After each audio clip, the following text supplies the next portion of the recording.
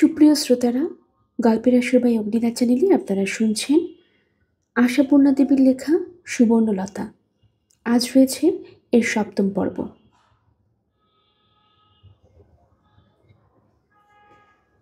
ডান হাতে টুকটুকে করে মাজা তামার ঘটি বা কাঁধের উপর গামছায় মোড়া ভিজে কাপড়ের পুটলি, পিছনে বছর ৬ একটা মেয়ে। কাশী মিত্রে ঘাটের কাছাকাছি একটা পুরনো দোতলা বাড়ির সামনে এসে দাঁড়ালেন মুক্তকেশী। মেয়েটাকে উদ্দেশ্য করে বললেন, দৌড়টা ঠেল দেখি, আমি আর ছবি না। কারো বাড়ির বাইরের কপাটে হাত দেয় না মুক্তকেশী, কারণ রাস্তার ধাঙড়দের ঝাঁটার ধুলো যে উড়ে উড়ে এইসব কপাটে এসে পড়ে, এ কথার কারো হুঁশের মধ্যে না থাকুক, মুক্তকেশীর অবশ্যই আছে। মেয়েটা দরজার সজোরে একটা ধাক্কা দিয়ে প্রায় হুমড়ি খেতে খেতে রয়ে যায়। দরজাটা আলগা ভেজানো ছিল মাত্র। মুক্তকেশী ভেতরে ঢুকে এসে হাঁক পাড়েন, যোগু, ও যোগু, আছিস নাকি? যোগু মুক্তকেশীর ভাইপো, এবং এই পুরনো দোতলাটি মুক্তকেশীর ভাইয়ের বাড়ি। ভাই অবশ্য গত হয়েছেন অনেককাল, আছেন বিধবা ভাজ শ্যামাসুন্দরী। তার যোগরূপ বদলে তার গলায় পাওয়া গেল। ননদিনীর সাড়া পেয়ে অন্য দিনের মতো ছুটে এলেন না তিনি। কোথা থেকে যেন সাড়া দিলেন, থাকবে না তো আর যাবে কোন চুলোয়? পেরোর মন্দিরে বসে ফোঁটা চন্দন কাটছে বোধ হয়।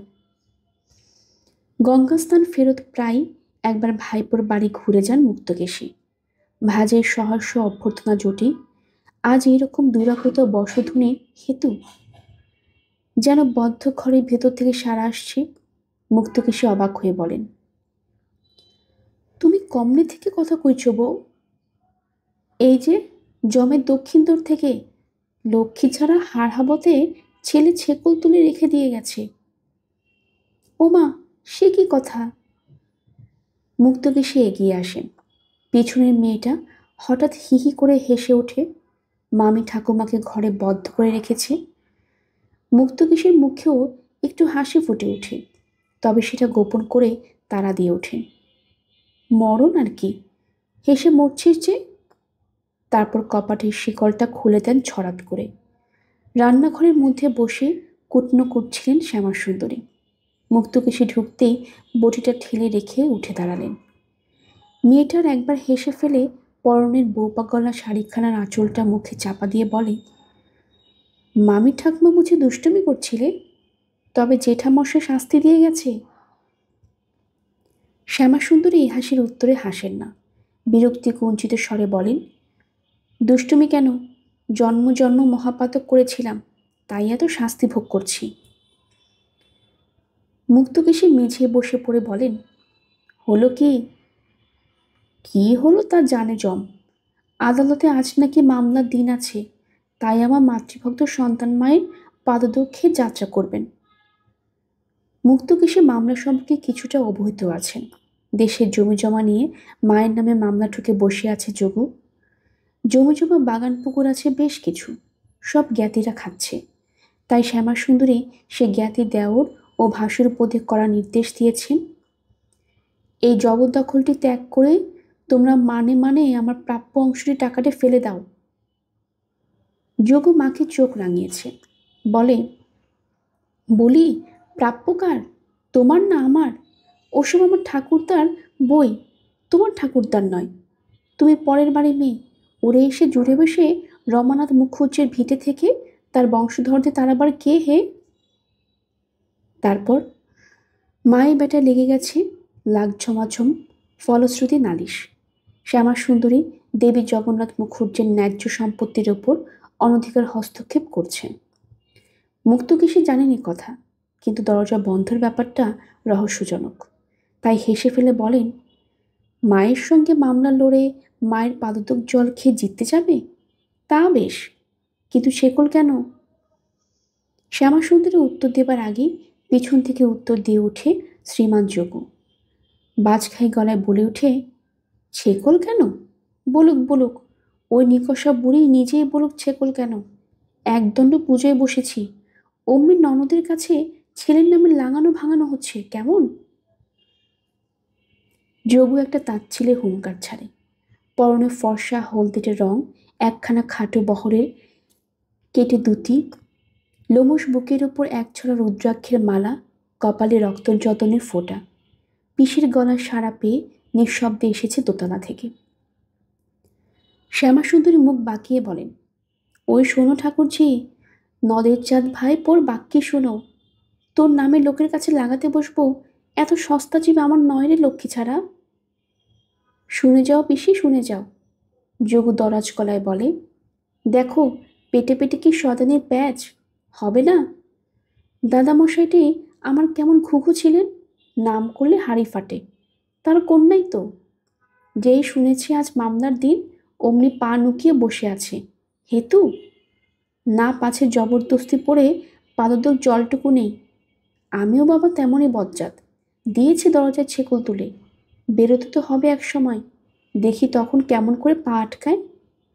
পুজো সেরে এসে ওই চৌকাঠে জল ঢেলে ওত পেতে বসে থাকতাম। ছেকল খোলা পেয়ে যেমনই না বেরোবে, পড়বে তো পা জলের ওপর, সেই জল চেটে মেরে দেবে। নিজের বুদ্ধি গরিমায় হাহা করে হেসে উঠে যোগু। শ্যামাসুন্দরী তেলে বেগুনে জ্বলে ওঠেন, ওরে আমার মাতৃভক্ত পুত্র রে, 24 ঘন্টা মাকে পাশ পেরে কাটছেন, মায়ের নামে মামলা ঠুকে রেখেছেন, আবার ঢং করে আসেন চন্নামিত্তর খেতে, জুতো মেরে গরুদান। সমর্থনের আশায় ননদের দিকে তাকান শ্যামা। মুক্তকেশী কিন্তু ভাতৃবুধের কথায় সমর্থন করেন না। অসন্তুষ্টভাবে বলেন, তা বললে কি হবে বউ, এ তোমার অন্যায্য কথা। তুমি যদি স্বামীর মরণকালে তার কানে বিষমন্তর ঝেড়ে পেটের ব্যাটাকে বঞ্চিত করে যত সর্বস্ব নিজের নামে লিখিয়ে নিয়ে থাকো, ও কেন হকের ধন ছাড়বে? এ হলো ন্যায্য দাবির কথা, তা বলে ছেলের তুমি মাতৃভক্ত কসুর পাবে না। শ্যামাসুন্দরী যদিও বড় ননদকে যথেষ্ট খাতির করে চলেন, তবু এতটা অসহ্য সবসময় সইতে পারেন না। গর্জন করে বলেন, অমন মাতৃভক্তির ক্যাথায় আগুন, ও ছেলে মুখ দর্শন করলে নরক দর্শনের কাজ মেটে। বলি ঠাকুরঝি, সমস্য নিজের নামে লিখিয়ে নেব না তো কি সমস্য ওই বাউন্ডলে উড়নচণ্ডীর অকাল কুসুমাণ্ড গেজেলটার হাতে তুলে দিয়ে ঘুচিয়ে পুচিয়ে দেব? ওর হাতে পড়লে এই ভিটে এসে দাঁড়াতে পেতে, একখানা একখানা করে ইট বেচে গাঁজা খেত না, আর ওর সেই গেজেল গরু সেবায় লাগাতো না। আবার উদারতা কত, জ্ঞাতিরা লুটে পুটে খাচ্ছে খাক, তাদের ঠাকুরদার সম্পত্তি, নিজের যে তাহলে এরপর মালা হাতে করে ভিক্ষে বেরোতে হবে। শ্যামাসুন্দরী একটু দম নেন। মুক্তকেশী কিন্তু এহেন বিভীষিকার আশঙ্কাতেও দমেন না। জোর গলায় বলেন, তা হতই, ওর বাপের সম্পত্তিও তো রাতো, আর কারোর বাপের বিষয় তো নোক ডোবাতে যেত না। নেশা ভাঙ আমার কোন বেটা ছেলে না করে, তাই বলে হকের দাবি পাবে না? বলো তো পিসি, বলো তো। যোগু বুকে থাবড়া মেরে মিটিমিটি হাসে। শ্যামাসুন্দরী বিরক্ত গলায় বলেন, ভাইপো শুয়ো হয়ে খুব তো বলছো ঠাকুরঝি, বলি আজ যদি আমি ওর হাতে পড়ি, কাল আমার আঁচল পেতে ভিক্ষে করতে হবে না? আমার কি পেটের আর পাঁচটা আছে যে ও না খাওয়াক আরেকজন খাওয়াবে? আমি যাই, মা বসুন্ধরার মতন সহ্যশীলা, তাই ওকে সহ্য করছি। অন্য মা হলে ওই ছেলের মুখে নুরো জেলে দিয়ে চলে যেত। ভাজকে যে ভালোবাসে না মুক্তকেশী তা নয়, সময়ে অসময়ে অনেক করে ভাজ, তবু ঝোল তার কোলে টানেন না। বলেন, নুরু তোমার বুদ্ধির মুখে জ্বালতে হয় বউ। মামলা মোকদ্দমা হলো বাইরের কাজ, বাপ ব্যাটারি হচ্ছে, ভাই ভাই হচ্ছে, এ তোমার মতন গুণবতী মায়ের সঙ্গে হচ্ছে, তাই বলে মানুষ ধর্ম ছাড়বে? মায়ের বেটায় লাঠালাঠি বলে কি তুমি মরলে ওর হবিচ্ছি খেলবে না, না মাথা মুড়বে না? যোগু এতক্ষণ দুই কোমরে হাত দিয়ে বীরের ভঙ্গিতে নিঃশব্দে দাঁড়িয়েছিল। এবার পরম সন্তোষে সুরে বলে, এই দেখো জ্ঞানবানের কথা, বুঝলে পিসিমা? এই সহজ কথাটুকু আরও নিকষা বুড়িকে বুঝিয়ে উঠতে পারলাম না। কথায় বলে স্বর্গদ্বীপে গড়িয়সী, বলে কি না? তুমি জ্ঞানবান বুঝবান, তোমার সঙ্গে কথা দিয়ে সুখ আছে। শ্যামাসুন্দরী টিটকিরি দিয়ে ওঠেন, তার সুখ থাকবে না কেন? কোলে ঝোল টানলে সবাই জ্ঞানবান। বলি, তোমার ছেলেরা এরকম হলে কি বলতে ঠাকুরঝি? ভাগ্যে গুণে তারা সবাই ভালো, তাই আমার হচ্ছে এক ব্যঞ্জননে বিষ। ভাগ্যি গুণে নয় হে, বুদ্ধির গুণে। যোগুরায় দেয়, পিসির ছেলেরা কি অমনি ভালো হয়েছে? কথাতেই আছে, যেমন মা তার তেমন ছা, তার যেমন তুমি তেমনি তোমার পুত। জ্ঞান পাপী বলে শ্যামা সুন্দরী মুখ বাঁকিয়ে আবার কুটানো করতে বসেন। মুক্তকেশীও সঙ্গে সঙ্গে এগিয়ে এসে বলেন, তাও বলি বউ, ছেলে কেন বাউন্ডুলে হবে না? বয়স পার হয়ে গেল ছেলের, তুমি বিয়ে দিলে না। কথাটা সত্যি, বিয়ের বয়স কোনো কালে পার হয়ে গেছে যোগুর। মুক্তকেশী বড় ছেলে, সুবোধের থেকেও বড় সে, কিন্তু পাত্র হিসেবে যে সুপাত্র নয় সে কথা বলাই বাহুল্য। লেখাপড়া জলাঞ্জলি দিয়ে ছেলেবেলা থেকে কেমন করে যেন গাজার আড্ডায় ভিড়ে পড়েছিল, আবার এখন এক অদ্ভুত বাবার শিষ্য হয়েছে। মুক্তকেশী আগে বহু চেষ্টা করেছেন হাল ধরতে, কিন্তু নৌকো ঠেলে নিয়ে যেতে সক্ষম হননি অবশ্য যোগরুর প্রবল প্রতিবন্ধকতায়। তবুও তিনি যখন তখন ভাঁজকেই দোষী করেন, এখনও করলেন। বয়সের ছেলে, সময় বৃথা না হলে। থামো ঠাকুরঝি, ও কথা মুখে এনো না আর। শ্যামাসুন্দরী গুরুজনের সম্মান ভুলে ঝঙ্কার দিয়ে ওঠেন, নিজে তো ওই এক ভূত বিয়ে জ্বলে পুড়ে মরছি, আবার কি পরের মেয়ে কপালে তেঁতুল গুলতে সে ভূতের বিয়ে দেব? পাগল তো হয়নি এখনো।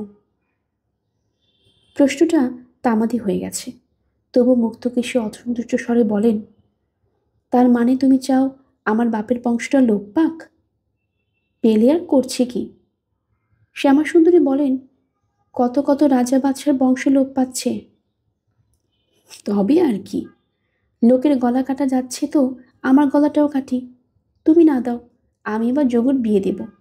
বলতে কি, সে উদ্দেশ্যেই আসা আজ। গঙ্গার ঘাটে এক মাগে কেঁদে পড়ল, বলে, গলায় গলায় আইবুড়ো মেয়ে, ইচ্ছে হয় যে গলায় দড়ি দিই। দিদি যদি একটা পাত্রটা তো দেখে দেন। আমার মনে এলো যোগর কথা, এখনো যদি ধরে করে একটা বিয়ে দিতে পারা যায়। যোগ বলে ওঠে, এই দেখো পিসির দুমূর্তি। বলি, নিজেই তো বলে, মর, ছেলেগুলো তোমার সব বউয়ের গোলাম হয়ে আছে। বউরা কান ধরে উঠাচ্ছে বসাচ্ছে, আবার এই হতভাগার কানের মালিকানার চেষ্টা কেন? মুক্তকেশী সহস্যে বলেন, শোনো কথা ছেলের, আগে থেকেই বুঝে গোলাম হয়ে বসছিস। বলি, সবাই তা হবে কেন?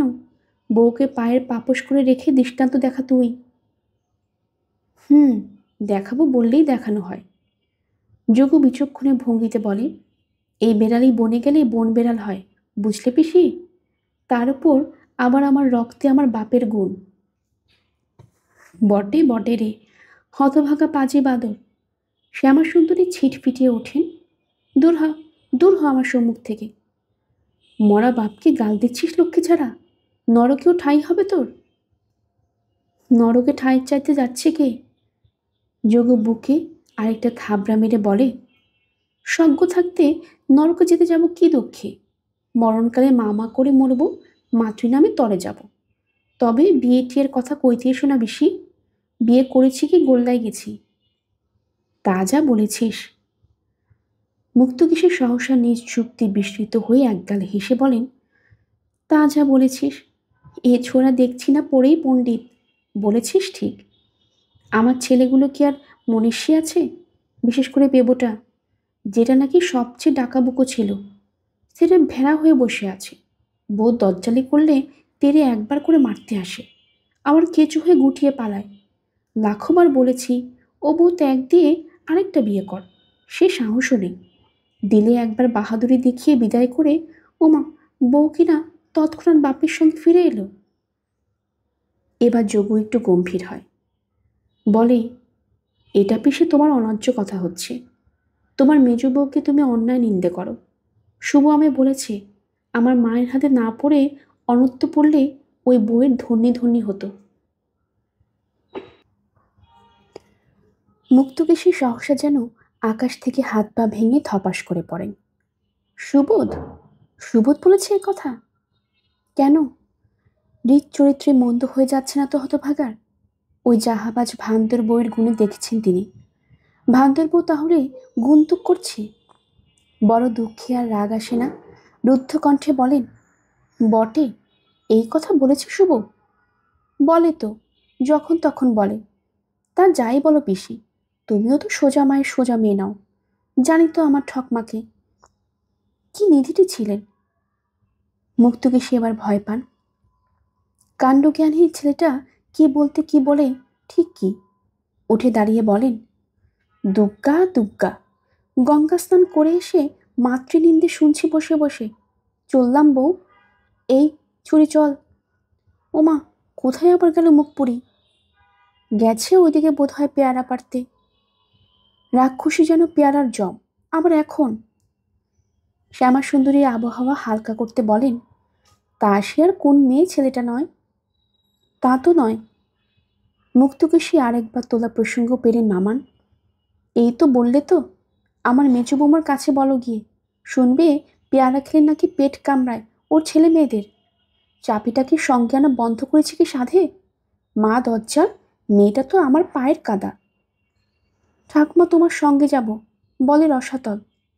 মেম্মা বলেন কিনা গঙ্গার ঘাটে বুড়িদের দলে বসে রাজ্যের পাকা পাকা কথা শিখবে আর রাজ্যের ফল পাকড় গিলে অসুখ করাবে।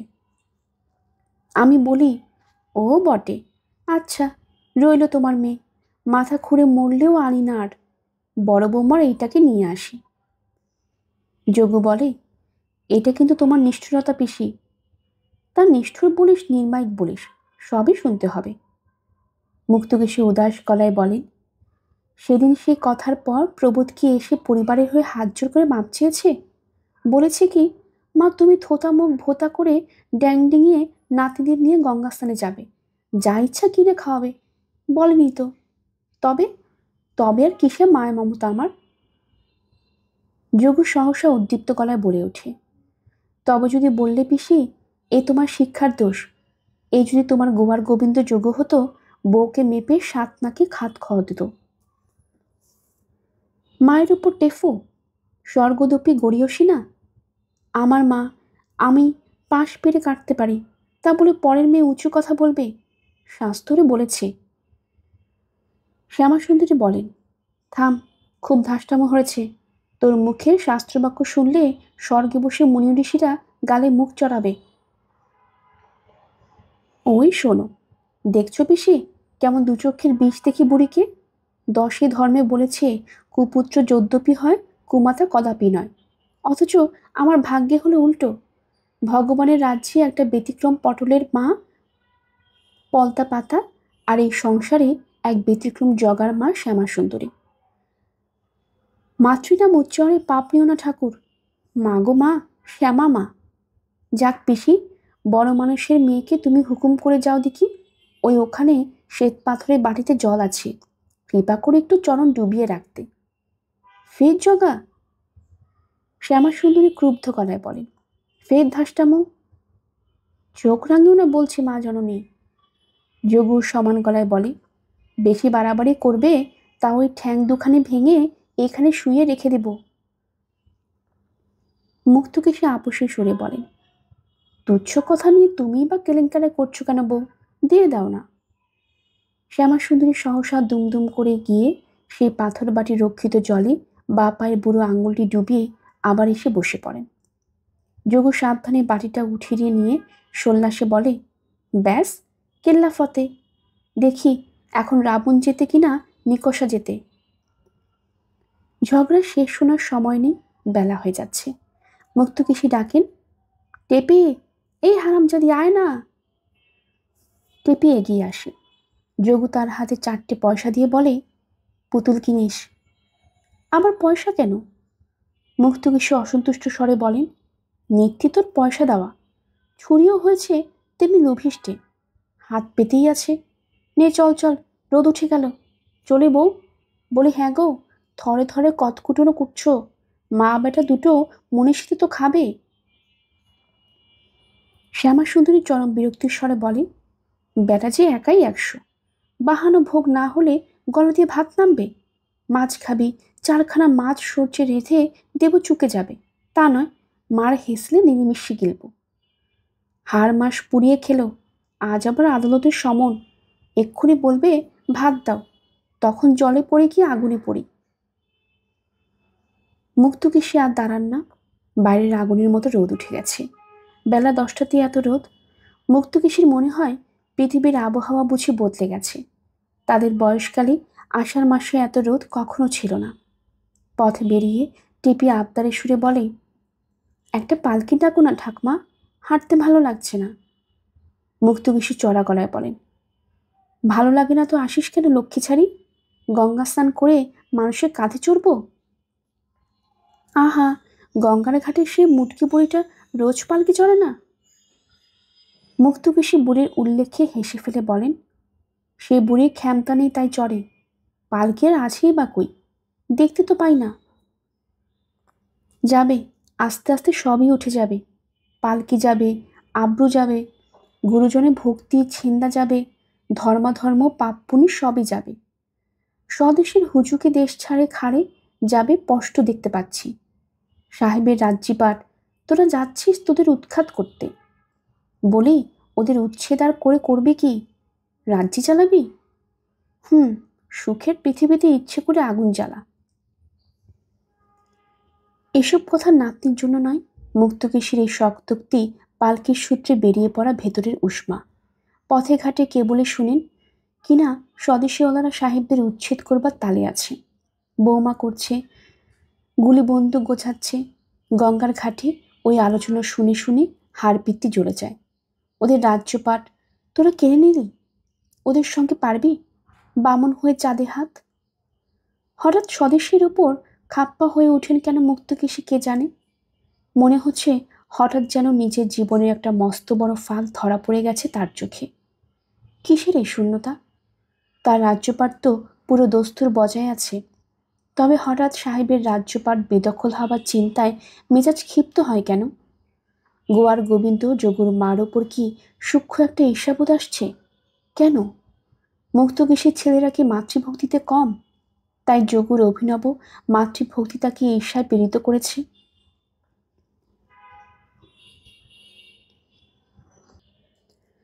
মাতৃভক্তিতে কসুর কোথায় মুক্তকেশীর ছেলেদের? তবু গভীর এই শূন্যতার বোধটা ভরাট করে তুলতে পারছে না বুদ্ধি দিয়ে যুক্তি দিয়ে। মুক্তকেশী নিজের হৃদয়ে ছেলেদের ঠাঁই নেই, না ছেলেদের হৃদয়ে মুক্তকেশীর ঠাঁই নেই। ঠাঁই থাকলে ভরাট্যতা থাকবে না কেন? শ্যামা সুন্দরীর মধ্যে যে ভরাট্যতা দেখে এলেন এইমাত্র, ছেলের বিয়ে দেওয়াটাই কি তাহলে বোকামি? হাতের কড়ি পোড়কে বিলিয়ে দেওয়ার মতো? ও ঠাকমা, অত জোরে হাঁটছো কেন? আমি বুঝি পারি? পারিস না তো আসিস কি করতে? মুক্তকেশী গতিবেগে একটু কমিয়ে বলেন, আমি বুড়ি পারছি, তুমি জোয়ান ছুরি পারছো না? তোদের বয়সে লোহা ভাঙতে পারতাম, তা জানিস? কথাটা হয়তো মিথ্যা নয়, অসামান্য গাতর ছিল, এখনো আছে। কথায় বলে, মরা হাতি লাখ টাকা। আখ কখনো দাঁত ছাড়িয়ে বিভিন্ন বটিতে ছাড়িয়ে খান না, নিত্য ডালবাটা পোস্তবাটা খেয়ে অবলীলায় হজম করেন। জলের কলের মধ্যে চামড়া আছে, এই বিচারে বিধবা হয়ে পর্যন্ত কখনো কলের জল খাননি। দৈনিক 2 খরা করে ভারী গঙ্গা জল তার বরাদ্দ। নিষ্ঠাবতী বলে বিশেষ একটা নামডাক আছে মুক্তকেশীর। পাড়ার লোক সমীহ দৃষ্টিতে দেখে। মুক্তকেশীকে পথে বেরোতে দেখলেই রাস্তার ছেলেরা ডাঙ্গুলি খেলায় স্থগিত রাখে, মার্বেল খেলতে খেলতে চকিত হয়ে দাঁড়ায়। দোবরা চিনিতে হাড়ের গুঁড়ো আছে বলে কখনো সন্দেশ রসগোল্লাটি পর্যন্ত খান না মুক্তকেশী। রাতে আচমনি খান না। অম্বুবাচীর কদিন অশুদ্ধ বসমতির সংস্পর্শ ত্যাগ করে দৈনিক একবার মাত্র গঙ্গা গর্ভে দাঁড়িয়ে মধু আর ডাব পান করেন। এমন আরো অনেক কঠোর কুচ্ছ সাধনের তালিকা আছে মুক্তকেশীর। তাই তার চেহারাতেও রুক্ষ কাঠিন্য। মুক্তকেশীর জীবন দর্শনের সঙ্গে আজকের শূন্যতার মিল নেই। তিনি তো বরাবর ভালোবাসার চেয়ে ভয়কে মূল্য দিয়েছেন বেশি, ভেবেছেন ওটাই সংসারে পায়ের তলার মাটি। তবে আজ কেন গোয়ার যোগুর মাতৃপদক পান করার মতো হাস্যকর ব্যাপারটা বারবার মনে পড়ছে? কেন মনে হচ্ছে শ্যামা সুন্দরীর একটা উঁচু পাথরের বেদিতে বসে আছেন, মুক্তকেশী নিচে থেকে মুখ তুলে দেখছেন। ও ঠাকমা, পালকি নিবে না? টেপির আবদারের সুর ধ্বনিত হয়। মুক্তকেশী হঠাৎ যেন নরম হন, বলেন, পয়সা খরচা না করিয়ে ছাড়বি না কেমন? কই দেখি, কোথায় পালকি? ওই তো ওখানে বসে রয়েছে। মুক্তকেশী দেখেন একটা গাছতলায় বসে রয়েছে বটে পালকি নামিয়ে 2 বেহারা। হাতছানি দিয়ে ডাকেন। তারপর তাতে উঠে বলেন, তোর মা যা কঞ্জুসি, আক্কেল করে দেবে ভাড়াটা, দেবে না। চাপির মার আর কোন গুণ না থাক, এটা আছে। টেপি মুখখানা বেজার করে বলে, চাপির মার হাতে তো রাত দিন পয়সা, আমার মার আছে বুঝি? বলে মার একটা চাবির রিং কিনবার ইচ্ছে কবে থেকে, তাই হয় না। মুক্তকেশী তাচ্ছিল্য ভরে বলেন, না হলে আর কার কি দোষ? লাখ টাকায় বামুন ভিখিরি, কেন তোর বাবা কি উপায় কম করে? হ্যাঁ, এ ধরনের কথা খুদে খুদে নাতি নাতিদের কাছে হামেশাই বলে থাকেন মুক্তকেশী। যা কিছু বলার ইচ্ছে, যা কিছু বক্তব্য, বেশিরভাগই তো ওই ছোটগুলোকে মাধ্যম করে উচ্চারণ করেন। ঠিক জানেন, সরাসরি বলার হাঙ্গামাটা না পুইয়েও সরাসরি বলার কাজটা এতেই হবে। সঙ্গে সঙ্গে তো গিয়ে মায়েদের কর্ণগোচর করবে ওরা। ওরা পাকা পাকা কথা শিখবে। ওমা, তাতে কি এলো গেল? মুক্তকেশীর মেম মেজ বৌমার মতো আর কে বলতে যাবে গঙ্গার ঘাটে গিয়ে পাকা কথা শিখবে? কিন্তু মুক্তকেশীর সেই মেজ বউ কি এখনো টিকে আছে তার বাড়িতে? সেদিনকার ঝড়ে উড়ে পড়ে যায়নি সুবর্ণলতার শ্বশুরবাড়ির আশ্রয়? তাই তো যাবার কথা। রাগে দুঃখে অপমানে ধিক্কারে স্ত্রী পুত্রের হাত ধরে বেরিয়ে যাবার কথা তো প্রবোধের। অথবা নষ্ট চরিত্র স্ত্রীকে গলা ধাক্কা দিয়ে বাড়ি থেকে বার করে দেওয়ার কথা। কিন্তু তার কিছুই হয়নি। আবার সুবর্ণ রান্নাঘরে এসে হেসেলের পালা ধরেছে, আবার খেয়েছে, ঘুমিয়েছে, কথা বলেছে। তারপর তারপর তো আরো 2 মেয়ে আর 2 ছেলে ভূমিষ্ঠ হয়েছিল সুবর্ণর এ বাড়ির নিচের তলায়, সেই ঠান্ডা স্যাঁতস্যাঁতে আঁতুড় ঘরটায়, যে ঘরে বছরে অন্তত 5-7 বার সদ্যজাতের কান্না ওঠে। অদৃশ্য অন্ধকার জগতে অবস্থিত যেসব বিদেহী আত্মারা পৃথিবীর আলো বাতাসের আকাঙ্ক্ষায় লুপ্ত হয়ে ঘোরে, তাদের মুক্তির মাধ্যম তো এই সুবর্ণলতার দল। ইচ্ছায় অনিচ্ছায় যারা মা হতে বাধ্য হয়, তাদের নিষ্ফল প্রতিবাদ নিঃশব্দে মাথা কুটে মরে। অথবা যারা এই ঘটনাকে স্বামী সুখ বলে মনে করে। কিন্তু সে যাক, কথা হচ্ছিল সেদিনের ঝড়ের, যে ঝড়ের দিন সুবর্ণ সতার উদার চিত্ত ভাসুর পর্যন্ত বিরক্ত হয়ে বলেছিল, ওই নাটক নোবেল পড়াটা বন্ধ করা দরকার, ও থেকে যত অনিষ্ট এসে ঢোকে সংসারে। অতএব কালীর দিব্যি দিয়েছে প্রবোধ স্ত্রীকে, দিয়েছে নিজের দিব্যি। রাত্রিকালে নিশ্চিন্ত অবকাশ বুঝিয়েছিল নোবেল পড়ার কি দোষ। কিন্তু বেহারা সুবর্ণ সেই ভয়ঙ্কর মুহূর্তেও এক অদ্ভুত কথা বলে বসেছিল। বলেছিল, বেশ, তুমিও একটা দিব্যি কালো। আমি আমি কি জন্যে? আমি কি চোরদায় ধরা পড়েছি? না, তুমি কেন পড়বে? সব চোরদায় ধরা পড়েছে মেয়ে মানুষ। কেন বলতে পারো? কেন? কেন? শোনো কথা। এর বেশি আর উত্তর জোগায়নি প্রবোধের। সুবর্ণ হঠাৎ প্রবোধের একটা হাত ঘুমন্ত ভানুর মাথার উপর ঠেকিয়ে বলে উঠেছিল, তুমিও দিব্যি করো তবে, আর কখনো তাস খেলবে না। তাস খেলবো না? তার মানে? মানে কিছু নেই। আমার নেশা বই পড়া, তোমার নেশা তাস খেলা। আমাকে যদি ছাড়তে হয় তো তুমিও দেখো নেশা ছাড়া কি বস্তু। বলো, আর কখনো তাস খেলবে না? প্রবোধের সামনে আসন্ন রাত্রি, আর বহু লাঞ্ছনায় জর্জরিত স্ত্রী সম্পর্কে বুক দূর দূরে আতঙ্ক। আবার কি না কি কেলেঙ্কারি করে বসে কে বলতে পারে। তবু সাহসে ভর করে একবার বলে ফেলে, চমৎকার, মুড়ি মিষ্টির সমান দর। সুবর্ণলতা তীব্রস্বরে বলে উঠেছিল, কে মুড়ি কে মিষ্টি তা হিসেবে বা বলছিল কে? আর তাদের দর বেঁধে দিয়েছিল বা কোন বিধাতা, বলতে পারো? আশ্চর্য, এত লাঞ্ছনা তো দমে না মেয়ে মানুষ। উল্টে বলে, লজ্জা আমার করার কথা না, তোমাদের করার কথা সেটাই বরং ভাবো। প্রবোধ অতএব বলে বসেছিল, ঠিক আছে বাবা, ঠিক আছে, করছি দিব্যি। খেলবে না আর কখনো তাস? খেলবো না, হলো তো? তা আমার বেলায় তো বেশ হলো, নিজের প্রতিজ্ঞা। বলেছি তো, তুমি যদি আর তাস না খেলো আমিও বই পড়বো না। আমার সঙ্গে কি তা তো বুঝলাম না, হলো পরপুরুষের সঙ্গে মাখামাখি। খবরদার, আর একবারও যেন ও কথা উচ্চারণ করতে শুনি না, ইতর ছোট লোক। বাহ বাহ, একেই তো বলে পতিব্রতা সতী। সতী স্ত্রী লোকেরা তোমাদের হিসেব মতন সতী আমি নই, নই নই। হলো? সুবর্ণ ক্রুব্ধ গলায় বলে, ছেলের মাথায় হাত দিয়ে দিব্যি করেছ, মনে রেখো। পয়সা বাজি ধরে তাস খেলা, ও তো জুয়া খেলা। জুয়া খেলে পাপ হয় না তোমাদের? নাকি পুরুষের পাপ বলে কিছু নেই? পুরুষের আবার পাপ নেই? প্রবোধ বলে, মহাপাপ হচ্ছে বিয়ে করা। বলেই সবলে আকর্ষণ করে সুবর্ণলতার পাথর কঠিন দেহটাকে। তারপর গড়িয়ে চলে দিনরাত্রি। যথানিয়মে সকালে সূর্য ওঠে, সন্ধ্যায় অস্ত যায়। মুক্তকেশে গঙ্গা স্নানে যান। মুক্তকেশীর ছেলেরা প্রতিদিন সন্ধ্যায় আর ছুটি দিয়ে সারাদিন তাসের আড্ডায় বসে। বড় বউ রাশি রাশি পান সেজে বৈঠকখানায় পাঠায়। বাড়ির ছেলেরা ঘন ঘন তামাক সাজে। আজকাল আবার আরেক নতুন ফ্যাশন উঠেছে, চা খাওয়া। চায়ের সাজ সরঞ্জাম কেনা হয়েছে। মহৎ শাহে চা বানিয়ে তাসের আড্ডায় সরবরাহ করা হচ্ছে। চলছে যথারীতি। কিন্তু মুক্তকেশীর মেজ ছেলে, সে কি যোগ দিচ্ছে তাসের আড্ডায়? তার চরিত্র কোন কথা বলে? বাসন মাজা কি হরিদস্যি পুজোয় পাওয়া কাপড়খানা বাসায় নিয়ে গিয়ে আবার ফেরত দিতে হলো। বলল, নাট্যমার্কা কাপড় চলবে নি ঠাকুমা, ও বিলিতি কাপড় আমাদের বস্তিতে বারণ হয়ে গেছে। সন্ধ্যের দিকে ইদানিং যেন মুক্তকেশীর চোখে একটু কম দেখছেন, তাই সহসা ঠাহর করতে পারলেন না ব্যাপারটা কি। চোখ কুচকে ঘর থেকে গলা বাড়িয়ে বললেন, কি বললি? কিসের কি হয়েছে? বারণ হয়ে গেছে গো ঠাকুমা, বিলিতি কাপড় পরা বারণ হয়ে গেছে। ও পড়লে নাকি দেশের শত্রুতা করা হবে। মুক্তকেশীর চোখে কানে যদি বা কিঞ্চিত খাটো হয়ে থাকেন, গলায় খাটো হননি। ক্রুব্ধ কণ্ঠে বলেন, কাপড় ফেরত দিতে এসেছিস? এত বড় আসপদ্দা! বাজারে সেরা কাপড় এনে দিয়েছে মেজবাবু, আর তুই কই পেব কোথায় গেল?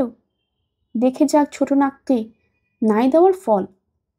কাঁচা পয়সা হয়েছে তাই 2 হাতে পয়সা চলাচ্ছে বাবু। ঝিয়ের কাপড় 14 আনা। ওই যে পরিবার রাত দিন বলেন, ঝি বলে কি মানুষ নয়, গরিব বলে কি মানুষ নয়, তারই ফল। তখনই বলেছিলাম, এত বাড়াবাড়ি ভালো নয় বেবো, যা রয় সয় তাই কর। ও কাপড় বদলে 8-9 আনার একখানা কাপড় এনে দে। সে কথা শোনা হলো না। এখন দেখে যাক আসপদ্দা, সেই কাপড় অপছন্দ করে ফেরত দেওয়া। হরিদাসী বেজার মুখ করে বলে, অপছন্দ আমি করিনি ঠাকুমা, বলেছি পড়া চলবে নি। ওলো থাম থাম, তুই আর কথার কায়দা শেখাতে আসিসনি। যার নাম ভাজা চাল তার নামই মুড়ি, বুঝলি? ছোট মুখে লম্বা লম্বা কথা। হরিদাসী আরো বেজার গলায় বলে, ছোট নোকে কথা কইলেই তোমাদের কানে লম্বা থেকে ঠাকুমা। বদলে না দাও কাপড় চাই না, গালাগাল করো না। গালাগাল? গালাগাল করি আমি? মুক্তকেশী ঘর থেকে বেরিয়ে আসেন, বলেন, বেরিয়ে যা, বেরিয়ে যা আমার বাড়ি থেকে। ভাত ছড়ালে কাকের অভাব? তা কালটা তখন তাই ছিল, ভাত ছড়ালে কাকের অভাব ঘটত না। তবু কে জানে কোন দুঃসাহসে হরিদাসী চাকরি যাওয়ার ভয়ে কেঁদে পড়ে বলে উঠল, না, কাল মা দুর্গার পুজো, এ বছরকার দিনে তুমি আমার অন্নটার খেলে মা ঠাকুমা। না বলে উঠল না। কে জানে কোন শক্তিতে শক্তি লাভ করে অপ্রসন্ন গলায় বলে উঠল, অন্যায় রাগ করলে নাচার ঠাকুমা। তোমার একখানা কাপড় পরে তো বাসায় আমি জ্ঞাতে ঠাকা হয়ে থাকতে পারি না। দেখকে যাও না, রাস্তায় কি কানুটাই হচ্ছে, পুলিশের হাতে মার খেয়ে মরছে, তবু মানুষ বন্দে মাতাং বলছে। এতটুকুন টুকুন ছেলেগুলো পর্যন্ত মার খাচ্ছে, গান গাইছে। দোকান থেকে কাপড় লুট করে বাবুরা সব বিলিতে কাপড় আগুন ধরিয়ে দিয়ে বস্ত্রযোগী করছে। এরপর সব নাকি স্বদেশী হবে। নেকচার বাবুরা সেই নেকচারই দিয়ে বেড়াচ্ছে। আমাদের বস্তিতে পর্যন্ত তোলপাড় কাণ্ড চলছে। খালি এবারে বাবুদের চোখে কানে ঠুলি আটা। ছেলের বার্লির বাটি হাতে করে রান্নাঘর থেকে আসছিল সুবর্ণলতা। দাঁড়িয়ে পড়েছে কাঠ হয়ে। বাটিটা কাত হয়ে গিয়ে বালি পড়তে গড়াতে শুরু করেছে, সে খেয়াল নেই। এবারে বাবুদের চোখে কানে ঠুলিয়াটা, এবারে বাবুদের চোখে কানে ঠুলিয়াটা, এবারে বাবুদের চোখে কানে ঠুলিয়াটা। সুবর্ণলতার মাথার মধ্যে লক্ষ্য করতাল বাজতে থাকে, এবারে বাবুদের। বাসন মাজা ঝিয়ের মুখে শুনতে হলো এবারে বাবুদের চোখে কানে ঠুলি। যে কথা সুবর্ণলতা ভাবছে সে কথা ওর চোখেও ধরা পড়ে গেছে তাহলে। সুবর্ণলতা তো জানতো শুধু এবারে বাবুদের চোখেই নয়, ঠুলি আটা এই বাড়িটারও। আষ্টে পৃষ্ঠে ঠুলি আটা। রাস্তার মুখের হাওয়ার এই গলির মধ্যে ঢুকে আসে না। বস্তিতে যায় যায় গাছতলায়, শুধু শুধু এই গলির মধ্যে ঢুকতে চাইলেই গলির বাঁকে বাঁকে ভাঙা দেওয়ালের গায়ে ধাক্কা খেতে খেতে বোবা হয়ে যায়। কিন্তু আশ্চর্য, সুবর্ণলতার চোখ কান এত খোলা থাকে কি করে? সুবর্ণলতা কেন বাইরের জগতে বাতাসে স্পন্দিত হয়, বাইরের ঝড়ে বিক্ষুব্ধ হয়, বাইরের সঙ্গে বিচ্ছিন্ন হয়ে থাকাকে ঘৃণার চোখে দেখে? সুবর্ণলতাকে এই চারখানা দেয়ালের ভেতরের বাইরের জগতে বার্তা এনে দেয় কে? আর যে বার্তা অন্য সকলের কানের পাশ দিয়ে ভেসে যায়, গায়ের চামড়ার উপর দিয়ে ঝরে পড়ে, সে বার্তার সুবর্ণলতার গায়ের চামড়াকে জ্বলিয়ে ফোসকা পরিয়ে দেয় কেন? কেন কানের মধ্যে গরিম শীষে ঢেলে মনের মধ্যে তীব্র ক্ষতের সৃষ্টি করে? হরিদাসের চোখে যদি ধরাই পড়ে থাকে এবারে বাবুদের চোখে কানে ঠুলিয়াটা, তাতে সুবর্ণলতার চোখ দিয়ে আগুন ঝরাটা বাড়াবাড়ি নয় কি? আর সুবর্ণলতা যদি সেই ঠুলি উন্মোচন করতে চায়, ধৃষ্টতা ছাড়া আর কি? সারা জীবন কি শুধু ধৃষ্টতাই করবে সুবর্ণলতা? সংসারের সমস্ত সদস্যের পুজোর কাপড় কেনা প্রবোধচন্দ্রের ডিউটি, কারণ তার পয়সা কাঁচা পয়সা, আর তার পরিবারের বুদ্ধিটা কাঁচা বুদ্ধি। সুবর্ণ বলেছিল এবারে বিলিতে কাপড় আনা চলবে না, জোলা তাঁতের জেলে গামছা কাপড়ও তার চেয়ে ভালো। প্রবোধ নাক তুলে বলেছিল, তোমার ভালো তো পাগলের ভালো, সে কাপড় কে ছোবে? সে চৈতন্য এনে দিলে সবাই ছোবে, মাথায় করে নেবে। চৈতন্য দায়নি দিক, তবে চৈতন্য আসছে বছর কাজে লাগবে। বলে সুবর্ণর কথা হেসে উড়িয়ে দিয়ে এক ঝোঝা যথারীতি বিলিতে কাপড়ে এনে ফেলেছিল প্রবোধ। এনেছিল আলতা, চিনি, সিঁদুর, মাথা ঘষার মশলা। যার যার কাপড় তার তার ঘরে উঠে গেছে। ছোট ছোট ছেলেগুলো দিন গুনছে কখন পরবে সেই পুজোর কাপড়, আর ছোট ছোট মেয়েগুলো হিসেব করছে কার কাপড়ের পাড়টা ভালো। সুবর্ণ ভেবে রেখেছিল যে যা করে করুক সে পরবে না ও শাড়ি, সে আপনার সংকল্পে অটুট থাকবে। ষষ্ঠীর দিনে যখন নতুন কাপড়ের কথা উঠবে, সুবর্ণ বলবে পুজোর পুণ্য দিনে অসুচি বস্ত্র পরবার প্রবৃত্তি নেই তার, কোনো দিনই নেই। সে ত্যাগ করবে এবারে পুজোর কাপড়। কিন্তু হরিদাসী বিদকারে সে সংকল্পে পরিবর্তন হলো। দাও দাও আগুনে জেলে জ্বালিয়ে পুড়িয়ে খসিয়ে দেওয়া ওই ঠুলি, নয়তো মুক্তি দিক সুবর্ণলতাকে এই নাগপাশ থেকে, তাড়িয়ে দিক ওরা সুবর্ণলতাকে, দূর করে দিক তাকে তার ভয়ঙ্কর দুঃসাহসের জন্য। মীরাবাইয়ের মতো পথ বেরিয়ে পড়ে দেখবে সুবর্ণ পৃথিবীর পরিধিটা কোথায়। কতদিন কল্পনা করেছে সুবর্ণলতা এরা সুবর্ণকে তাড়িয়ে দিল, সুবর্ণ সাহস করে চলে গেল। বাইরের লোকের কৌতূহলী চোখকে এড়াবার জন্য ঢুকে পড়ল না তাড়াতাড়ি মুক্তকেশীর শক্ত বেড়ার মধ্যে। তারপর সুবর্ণলতা পথে পথে ঘুরছে, ঘুরছে তীর্থে তীর্থে, ঘুরছে সব মহাপুরুষদের দরজায় দরজায় যারা স্বদেশী করেন। চোখ জ্বালা করানো ধূম্রকুণ্ডলী পাক খেতে খেতে নিচে নামছে, তার সঙ্গে নেমে আসছে তীব্র আর পরিচিত একটা গন্ধ। এই বাড়ির ছাদের আকুলতা আকাশে উঠবার পথ পায় না, তাই নিরুপায় ধোঁয়াগুলো ছাদের আলসে টপকে পাতালের দিকে নামতে চায়। প্রথমটা কারো খেয়াল হয়নি, খেয়াল হলো চোখ জুলায়। তারপর পোড়া গন্ধ, ন্যাকড়া পোড়া গন্ধ তো আর চাপা থাকে না। ছোটদের চেঁচামেচিটা নতুন নয় এ বাড়িতে, কাজেই সব শেষে অনুভবে এলো সেটা। কোথায় কি সর্বনাশ ঘটাচ্ছে পাজিগুলো। সর্বনাশে উমাশশীর বড় ভয়। উমাশশী এদিক সেদিক তাকিয়ে দেখতে দেখতে আবিষ্কার করলো ঘটনাটা। রান্নাঘরের ছাদে ধুমরালোক জড়ো করা চারটে কাপড় পুড়ছে, তার ধারে কাছে কটা ছেলে মেয়ে চোখের জ্বালা নিবারণ করছে চোখ রগড়ে রগড়ে, আর তার সঙ্গে করছে হইচই। কিন্তু শুধুই কি ছোটরা, তার সঙ্গে নেই পালের গোদা মেজগিন্নি। উমাশশী থ হয়ে দাঁড়িয়ে পড়ল। উমাশশীর মুখ দিয়ে কথা বেরোলো না। ইচ্ছে করে এ কি পোড়াতে বসেছে মেজবউ? কাপড় না ভবিষ্যৎ, তা সে তো পোড়াচ্ছি জীবনভর, আজীবনে তো ধর্ম কার্য চালাচ্ছি। তবু সে আগুনটা ছিল অদৃশ্য। এবার কি বাড়িটাতেই আগুন ধরাবে মেজবউ? কিছুক্ষণ স্তব্ধ হয়ে দাঁড়িয়ে রইল উমাশশী। তারপর আঁচল দিয়ে চোখটা মুছল। জল পড়ছে চোখ দিয়ে, জ্বালা করছে।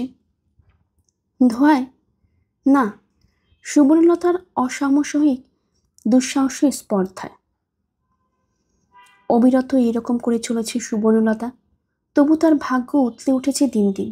দুহাতে খরচ করছে, চাঁদের জুতোয় সবাইকে কিনছে, সোনার ঠুলি দিয়ে মুখ বন্ধ করে রাখছে লোকের। মেজকর্তা করেন, সেটা তো বাইরের হাত। ভেতরের ঘরে অধিকারটা কার? মেজ ঠাকুরপো যখন সকলের পুজোর কাপড় কিনে এনে মায়ের কাছে ধরে দেন, তখন কি মনে হয় না মেজ বই দিল? অনেক দুঃখে আর অনেক ধোঁয়ায় বাষ্পাচ্ছন্ন চোখ দুটো মিছে নিয়ে উমাশশী রুদ্ধ কণ্ঠে বলে উঠে, এ কি হচ্ছে মেজবউ? মেজবউ কিছু উত্তর দেবার আগে একটা ছেলে বলে উঠল, বস্তর যুগে হচ্ছে জেঠিমা। সাহেবদের তৈরি কাপড় আর পরা হবে না, পুড়িয়ে ছাই করে দিয়ে সেই ছাই টিপ পরবো আমরা। ছাইয়ের টিপ?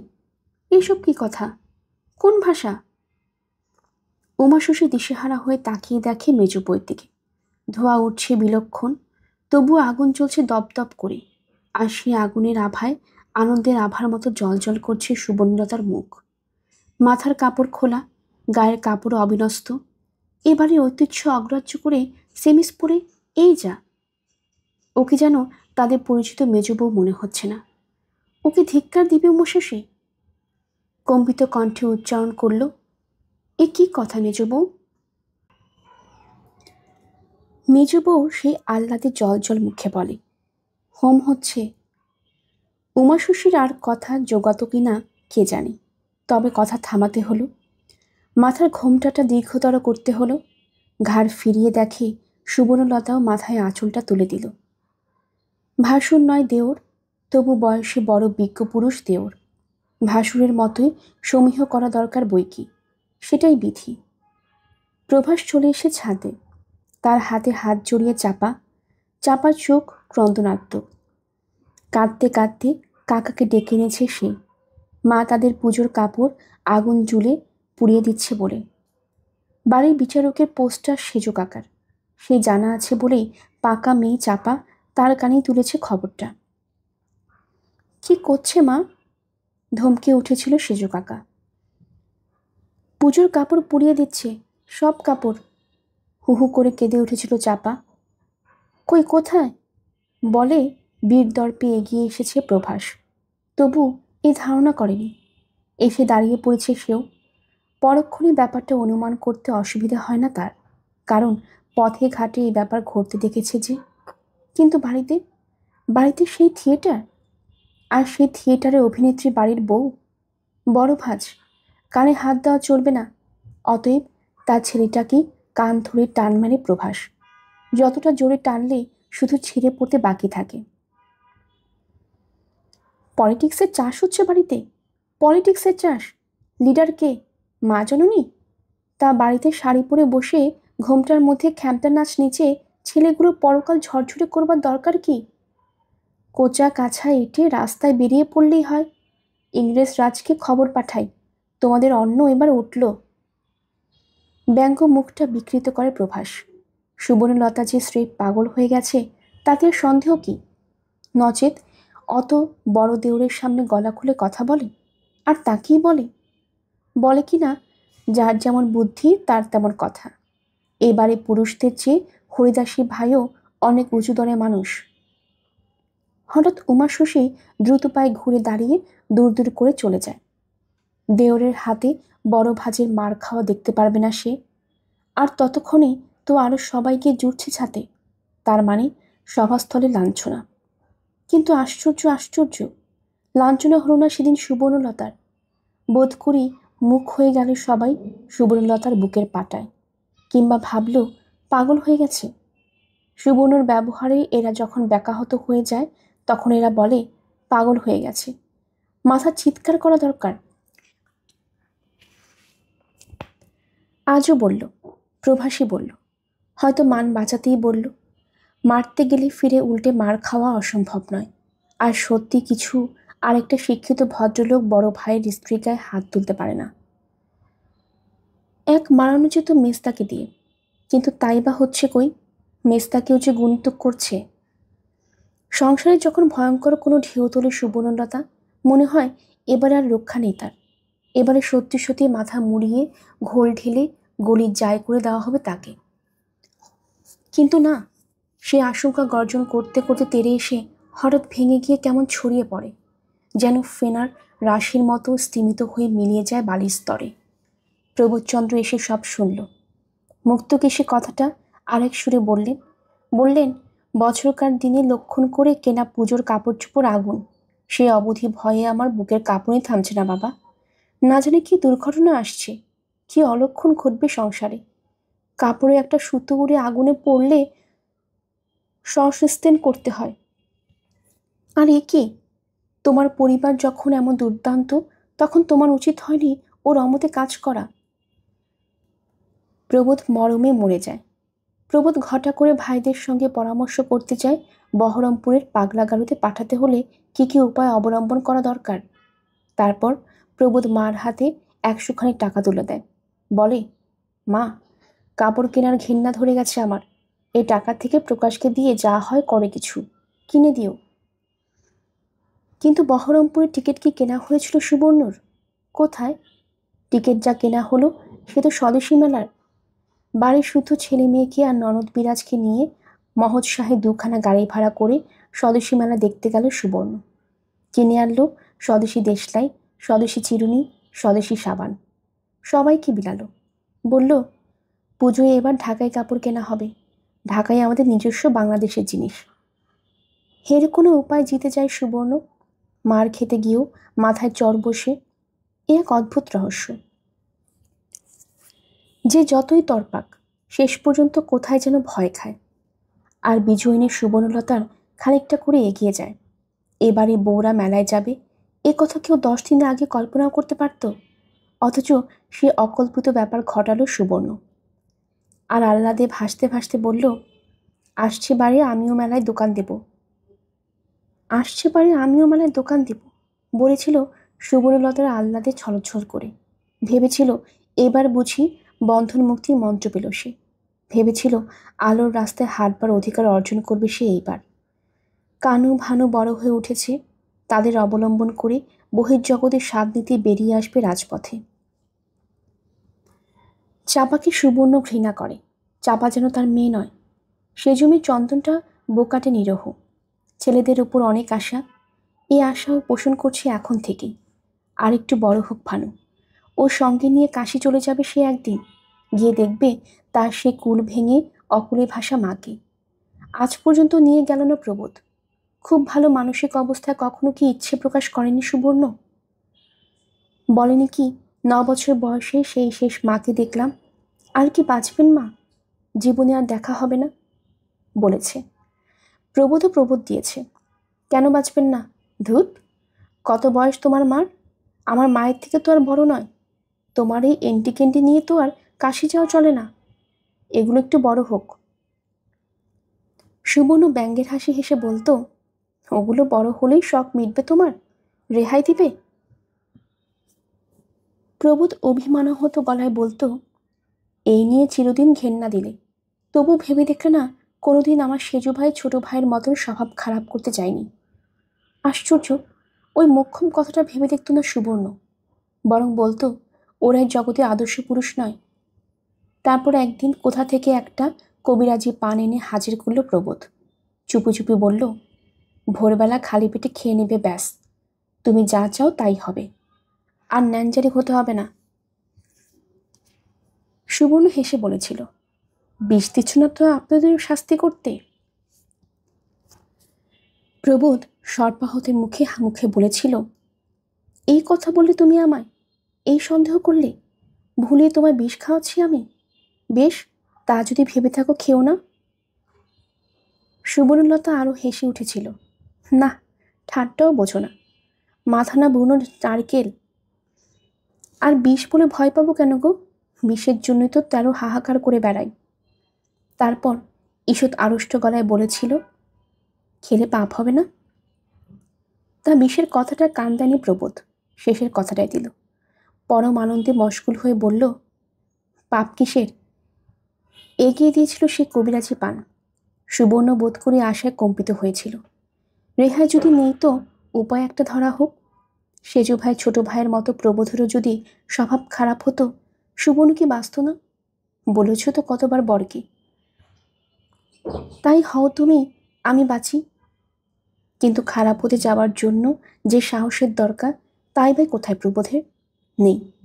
তাই প্রবোধ সুবর্ণলতার কাছে পান নিয়ে এসে দাঁড়ায়, বলে, মহৌষধ, মহৌষধ। সুবর্ণ তাই তারপর থেকে নিশ্চিন্ত আছে। সুবর্ণ বিশ্বাস করেছে আর ন্যাঞ্জানি হওয়ার ভয় নেই তার। তাই আহ্লাদে ছলছলিয়ে বলে উঠেছে, আসছে বারে আমিও স্বদেশী মেলার দোকান দেব, মেয়েরা দিচ্ছে। ভেবে দেখেনি যে মেয়েরা স্বদেশী মেলা খুলে দোকান দিচ্ছে তারা কাদের ঘরের মেয়ে। তারা কি সুবর্ণ ডাস্টবিন উল্টানো সরু সরু গলির মধ্যে থেকে বেরিয়ে এসেছে? না, তারা রাজা রাস্তার, তারা প্রাসাদের। তাদের জন্য তাদের অকৃপণ বিধাতা রেখেছেন অনেক আলোর প্রসাদ। ভাগ্যের টিকার ললাটে পড়েই পৃথিবীর মাটিতে অবতীর্ণ হয়েছে তারা। সুবর্ণ যদি নিজের ওজন বুঝতে না শিখে তাদের রাস্তায় হাঁটতে চায়, তাদের আকাশে চোখ তুলতে চায়, সুবর্ণ কৃপণ বিধাতা ঘা মেরে সচেতন করিয়ে দিবেন বইকি। সুবর্ণর মাকেও তো দিয়েছিলেন।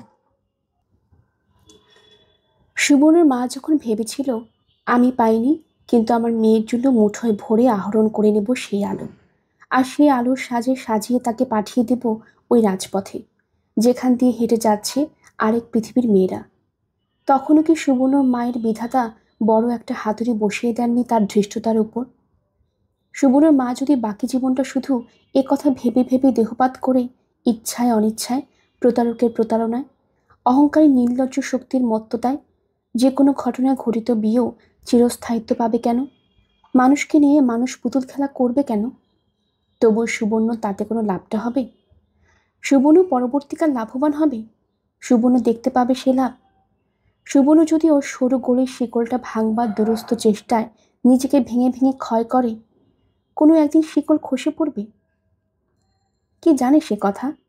সুবর্ণর অন্তত জানে না। সুবর্ণ পরবর্তী কালকেও জানে না। সুবর্ণ নিজে চায় শিকল ভেঙে বেরিয়ে পড়তে, চায় আলোর মন্দিরের টিকিট কিনতে। কেনা হবে না, তার বিধাতা তাকে আঘাত করবে, ব্যঙ্গ করবে। গল্পের আশুরবাই অগ্নিলা চ্যানেলে আপনারা শুনছিলেন আশাপূর্ণা দেবীর লেখা সুবর্ণলতা। আজ ছিল এই 7ম পর্ব। আপনারা যা নতুন আমাদের চ্যানেল শুনছেন, কাইন্ডলি চ্যানেলটি সাবস্ক্রাইব করে নেবেন। আশেপাশে যারা আছেন তাদের সবাইকে জানাবেন। পরবর্তী পর্ব শোনার জন্য আমন্ত্রণ জানানো হলো। সবাই ভালো থাকবেন, ধন্যবাদ।